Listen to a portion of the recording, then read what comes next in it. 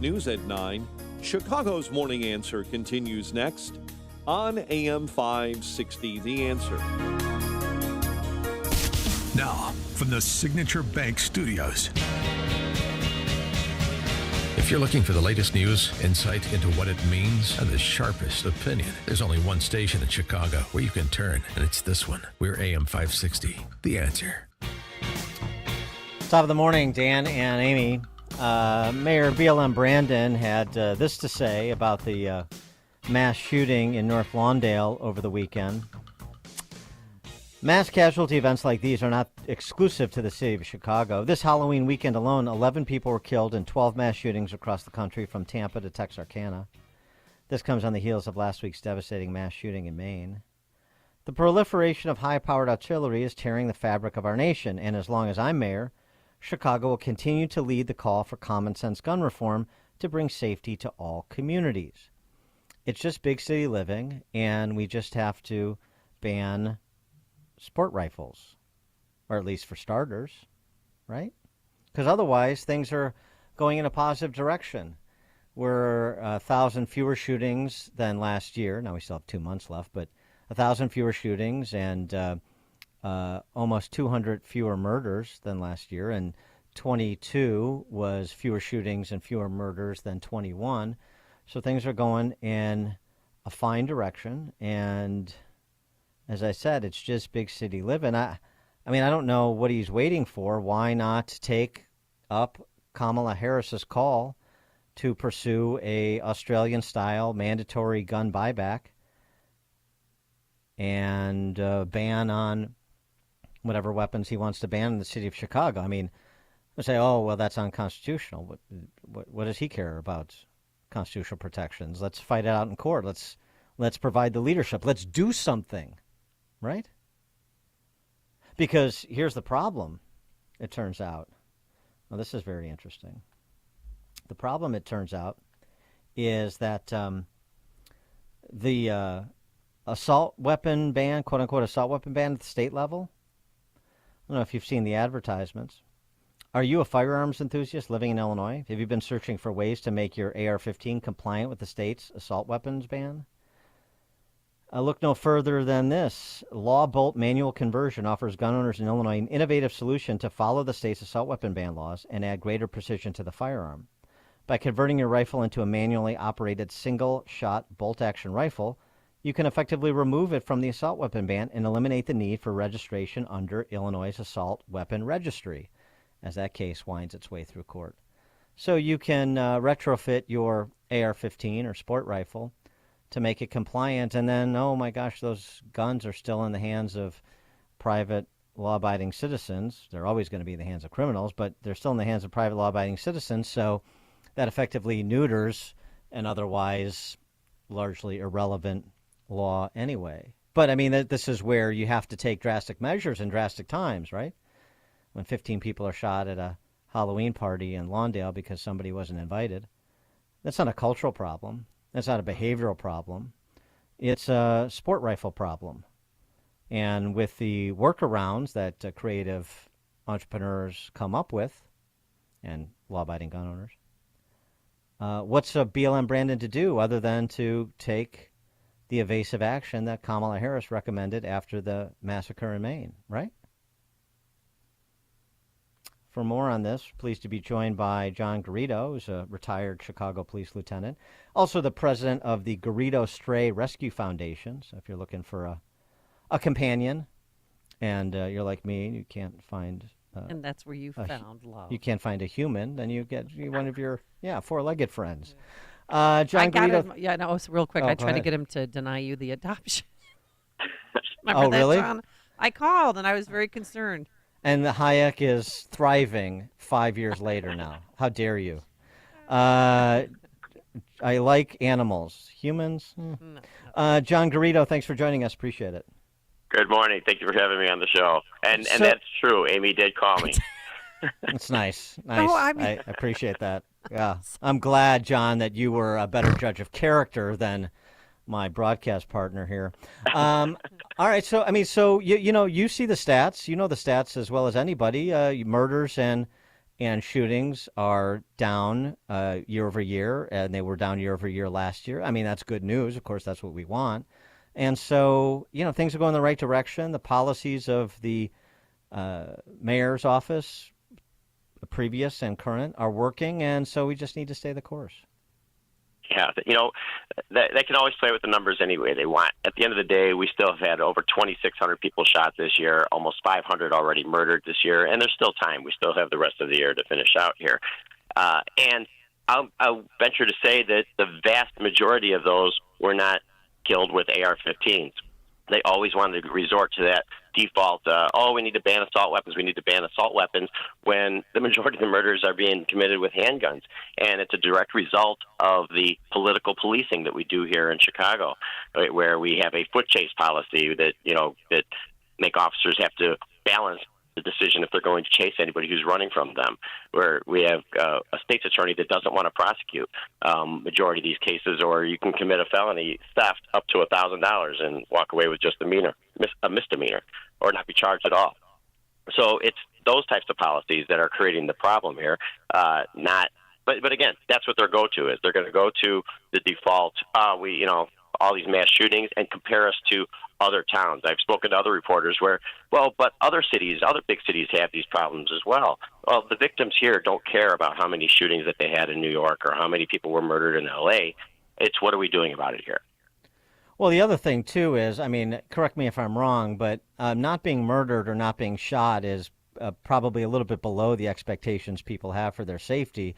In neighborhoods around the city, we've seen a significant spike in carjackings. That's a violent crime. Robberies, assaults. So, those categories of crime matter, too, because they terrorize people and terrify them. Oh, no doubt. And they're kids that are doing them, basically, because there's no accountability. They can drive around unchecked with these weapons in their car. We've got our carjackers, our catalytic converter thieves are carrying guns, and they're actually shooting at people if they come out to confront them. Like that poor young man, the bartender from Butterfield Country Club, who was killed when he stopped to be a good Samaritan. Correct. So when you have the lack of fear of being stopped and the lack of accountability, you have more offenders that are driving around with weapons. They become more emboldened.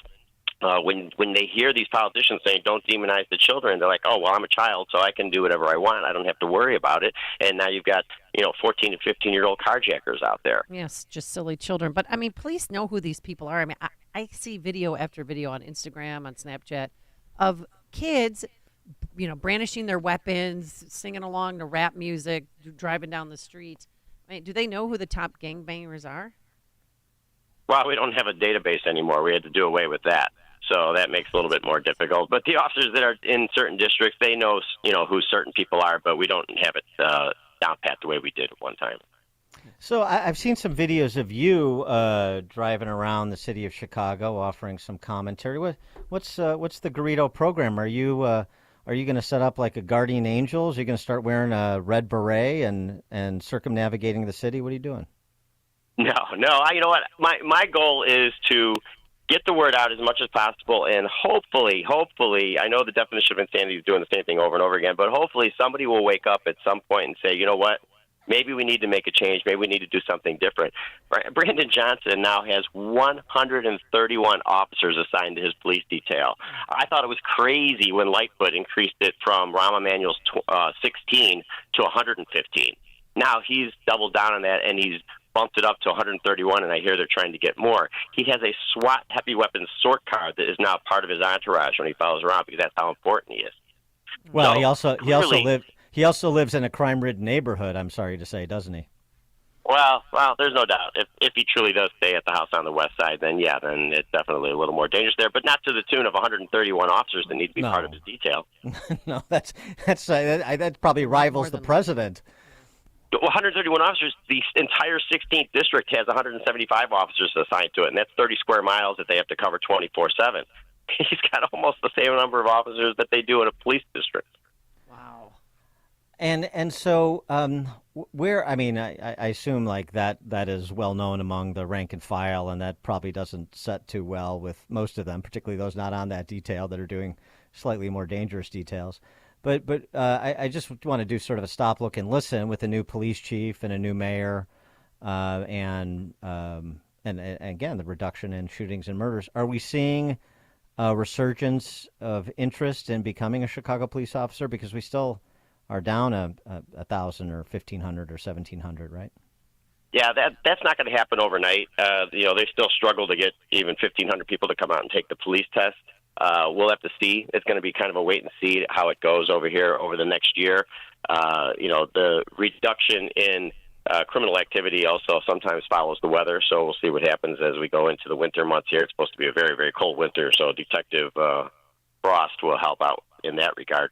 But as far as the actual number of officers that are working out there, we're still very, very thin in the ranks, and they're hopeful to see if they're going to let Superintendent Snelling actually run the department. Everything sounds good so far, but we'll have to see what happens. How are we getting along, we meaning police officers, with the tent cities that have been erected in front of the stations and in the lobby area and so forth? Yeah, if you saw that video, that was August when we were driving around, and there was 71 officers, just to give one example, in the 16th District. Now they're usually average about 150, not officers, 171 migrants. Now there's about 150 migrants there.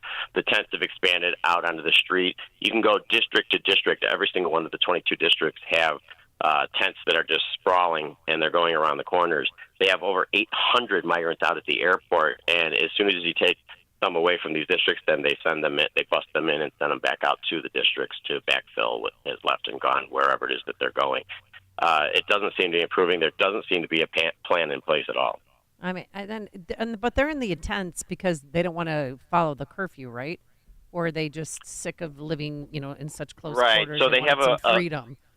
Right. They have a few shelters that are set up, and that's I think it's called favorite staffing. That's already spent, I think, $61 million on their staffers.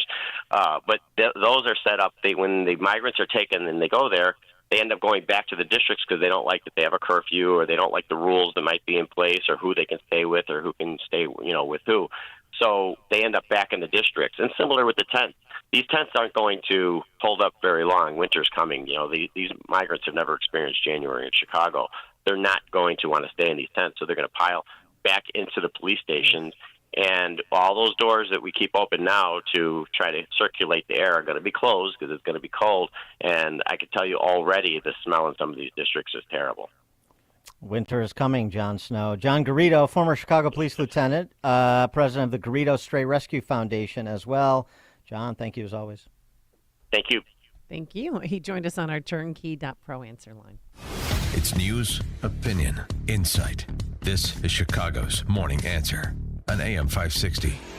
The Answer. Signature Bank is Chicago's fastest growing independently owned business bank, a bank where relationships still matter. I'm Dan Proft, and I know this because Signature Bank is my business bank. Hey all, Jim Carr here. I am the owner of Car Machine and Tool in Elk Grove Village and loyal customer of Signature Bank.